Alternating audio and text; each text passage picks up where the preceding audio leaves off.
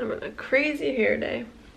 Hi guys, welcome back to my channel. Today's video is going to be all about keto recipes that I have tried and loved, and I just wanted to share with you. I have been doing keto for about a month and a half now, and I've lost about 8 pounds, which isn't too bad.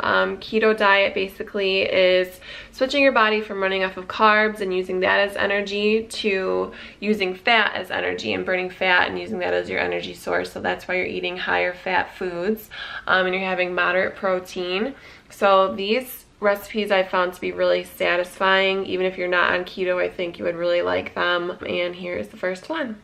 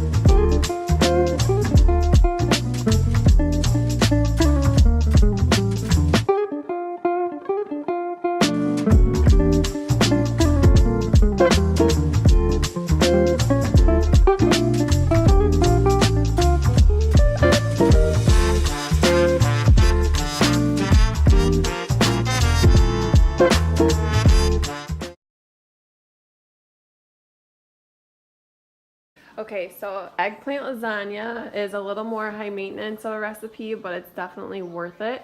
So you basically just slice up the eggplant. This is 2. I'm probably going to make 2 batches with this because I think it's going to be too much. But I take the skins off so that it's more noodle-like. Sometimes when the skin's on, it's a little tougher to chew through. You lay them out, sprinkle salt on top, and let them sit for 10 minutes. And this step is crucial because it's going to pull all the moisture out, and then you kind of just dab them off, and you will put them in the pan and fry them up for like 3 minutes on each side before you can start assembling everything. So while these are sitting here, I will go and cook up some ground turkey. You can use ground beef, whatever you want. So I will do that while I'm waiting. Then I'm going to come over here and put the sauce in the bottom of my pans. The sauce that I like to use is this Raos. I get it from Kroger. I'm sure Meijer has it, Target, Walmart, whatever is close to you. And I like to use it because the carbs in it is only 4 grams per half cup, which is really low compared to some of the other ones that I've seen. So I have a tomato and basil sauce, and then this arrabbiata. It's a little more spicy, so I'll use that for the big one.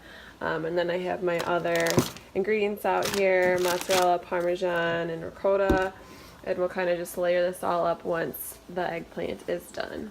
Okay, the first batch of eggplant is fully cooked, so I'm going to show you how I kind of layer them. I'll do the first layer and kind of go from there, and you'll get the idea. So just lay them evenly across. I just put a light layer of the sauce in the bottom. For this big one, I'll usually use this whole thing. I mean, if you like it more saucy, add more sauce. If you don't, don't. Just make sure you add like even layers as you go. So I'll put these along the bottom. And then I will take a ricotta mixture. Plop a few spoonfuls. And then evenly just spread it out. So I'm gonna do this off camera because it's impossible with one hand, and I'll be right back. So that's all spread out evenly, and I'm just gonna come in with the ground turkey and kind of sprinkle it. Now I'm gonna come in with the mozzarella and just do a nice layer of that. Make sure everything is all covered. You can add in some of the Parmesan as well if you like it extra cheesy. And then after this, you just repeat the steps that I just showed you one more time, and then it'll be ready for the oven.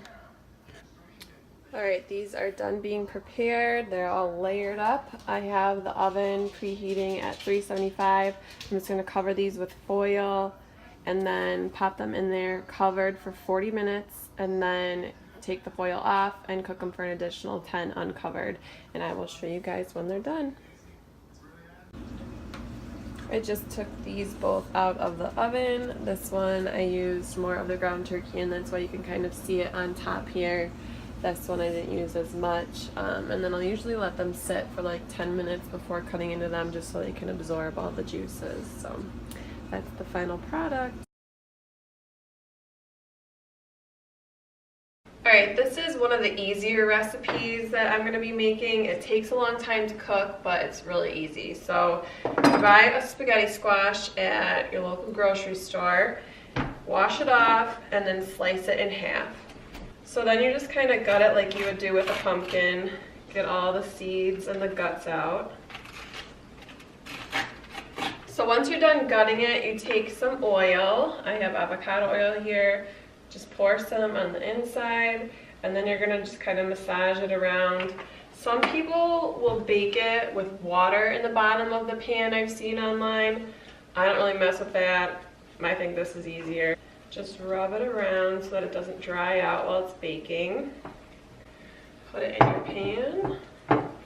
And I have the oven preheated at 375. You're gonna cook it for about 40 to 50 minutes.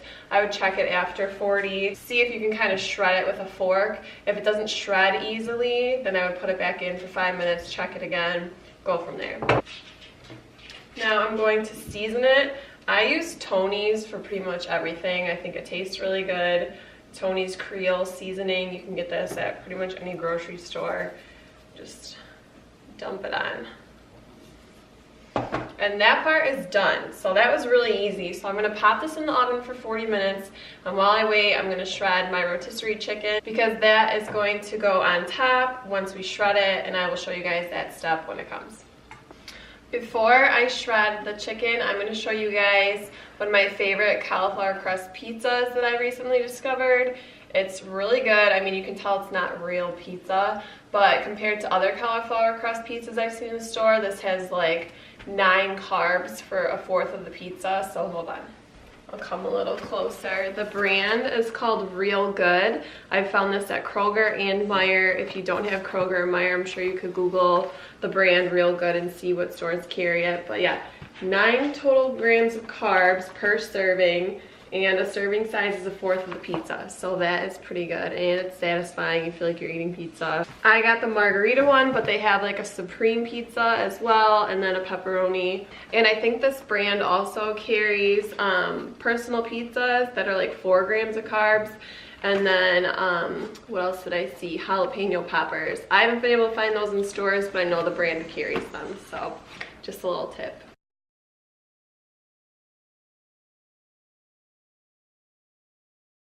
Alright, these are all assembled now. I'm going to put them back in the oven for about 5 minutes just so the cheese can melt over everything and it can heat up, and then it'll be ready to be served. The spaghetti squash is completely done. About a cup of this is like 10 grams of carbs, but it's really satisfying. It feels like you're eating pasta, filling. So this is one of my favorite meals to make. When it comes to storing, it's easier to take all of the filling out and put it in a container instead of trying to fit the whole spaghetti squash inside of a container. Okay, the last recipe is going to be a seafood one, and I'm going to be making zoodles out of these zucchinis.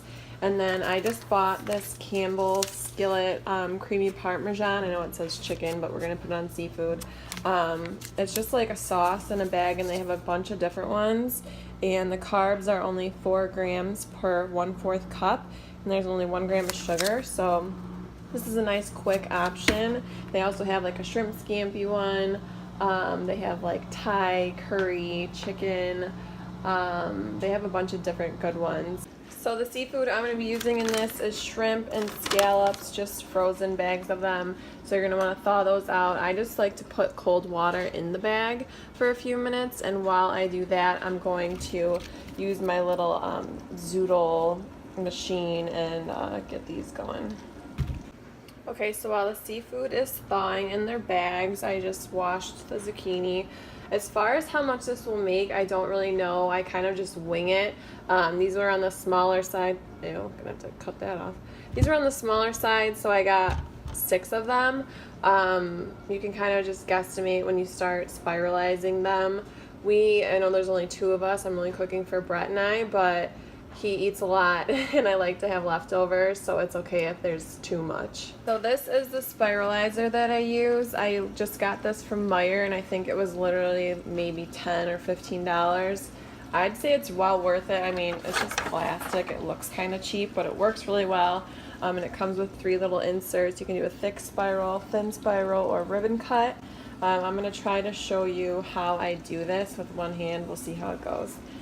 So I'm just going to take one of the zucchinis. I cut both ends off so that it fits on here nicely. Open the machine up. Push one end in. This is hard one-handed. Okay, just make sure it's secure in between both ends, and then you just start twisting.